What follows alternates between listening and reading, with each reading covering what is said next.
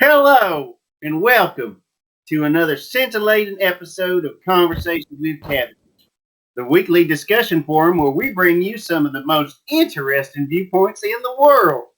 As always, I'm your host, Billy Cavendish, and with me this week is Sheffield Pindergast, who has assumed an alias and won't show his face for personal safety reasons, excuse me.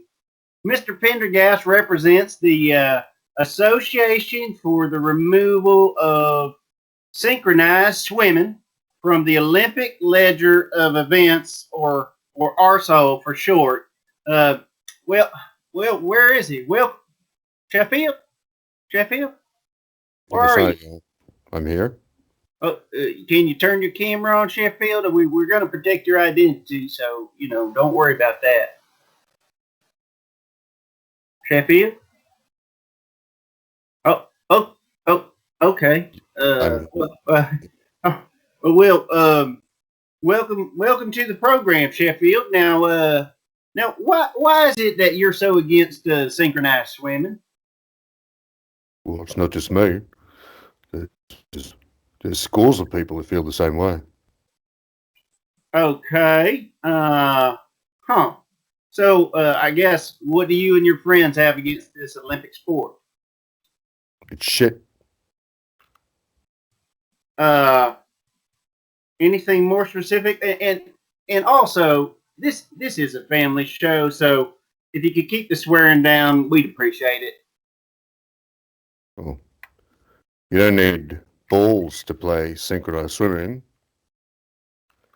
Okay, right. I mean, any sport requiring nose clips isn't really a sport. A sport is made up of contact between bat and ball, or people, or both. Synchronized swimming doesn't have any of that.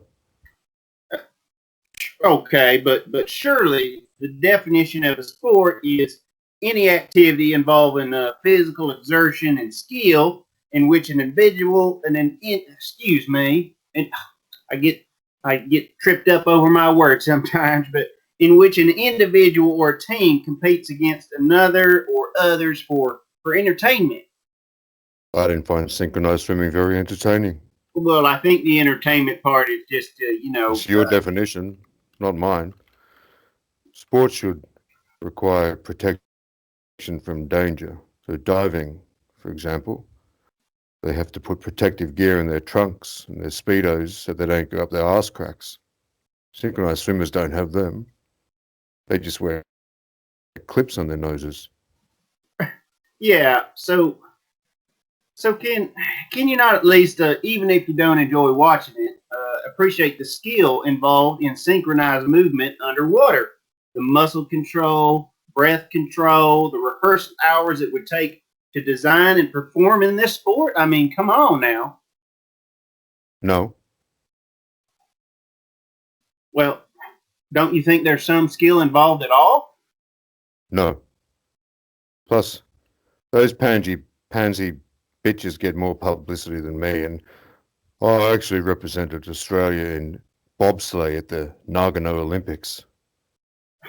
Well, again, this is a family show, so just watch your mouth. Um, well, which position were you? In bobsleigh?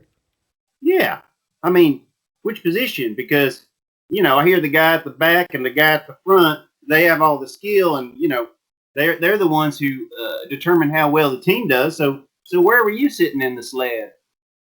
In the middle.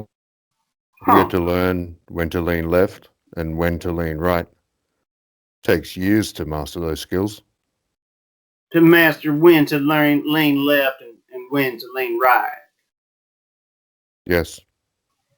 So nobody tells you when, like the guy at the back, because I mean, I think there's a lot of instructions being barked. All the ones I've seen Cool Runnings. Okay, I know. We needed left-leaning and right-leaning skills. Anyway, I thought we were talking about synchronized swimming. Well, synchronizing your movements in a bobsled seems pretty close to what's going on underwater with the synchronized swimming. I mean, only it takes less talent to lean right and left on command than it does to put together an entire routine in which you mimic other people, your teammates. Shit. Bobsleigh's on ice. Synchronized swimming's not on ice. Maybe if they had to do it at subarctic temperatures, I'd appreciate it a bit more. So the difference is whether the water involved is in a solid or a liquid state. Is that what you're telling me? Well, what temperature is a synchronized swimming pool? Well, I don't know. I mean,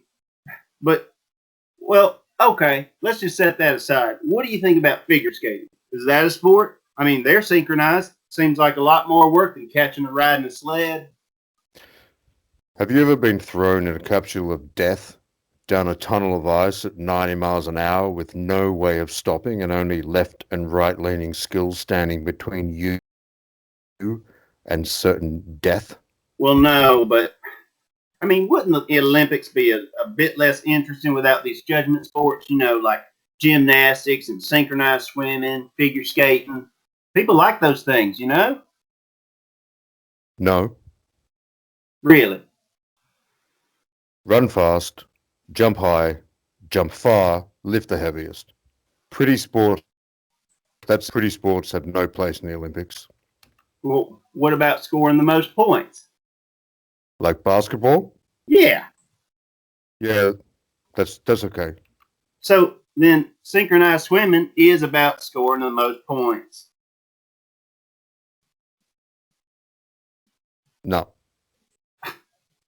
Well, can't you appreciate the effort and strength that it would take to perform at the Olympic level in synchronized swimming? No. I had a heavy night out on the Terps last week, and the next morning I had dropped the kids off at the pool, if you know what I mean. And I sweated out about half a litre of fluids. But I didn't see taking a shit as an event at the Olympics. I told you to watch your mouth. Like I said, this is a fucking family show, all right? I mean, excuse me. Okay, well, now, why is it that you're fearing for your personal safety? I mean, we've called you Sheffield Pindergast. That's not your real name, and you've got this get up on here. It looks like you're protecting yourself from the coronavirus. I don't know what's going on with you, but what's going on with that? I fear for my personal safety because of my stance against synchronized swimming. What are you talking about now? What's going on? What's happening that you're fearing for your safety? For the past 3 months of my life, I've seen Syncos staking out my house every evening.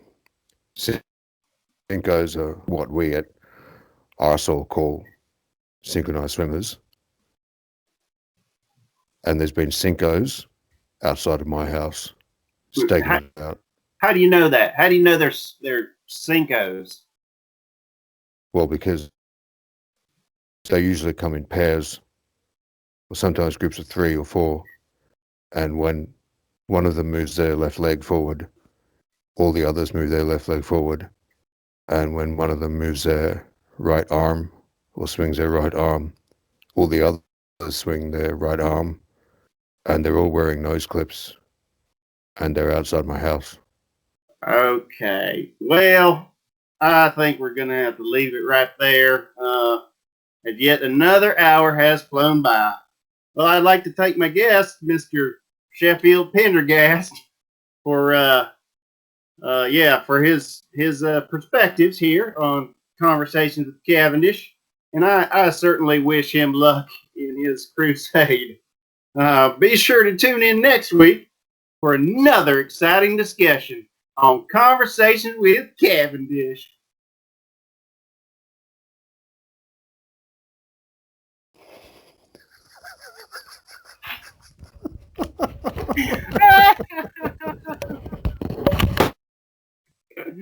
Oh my gosh. Yeah. I couldn't, I was very close to.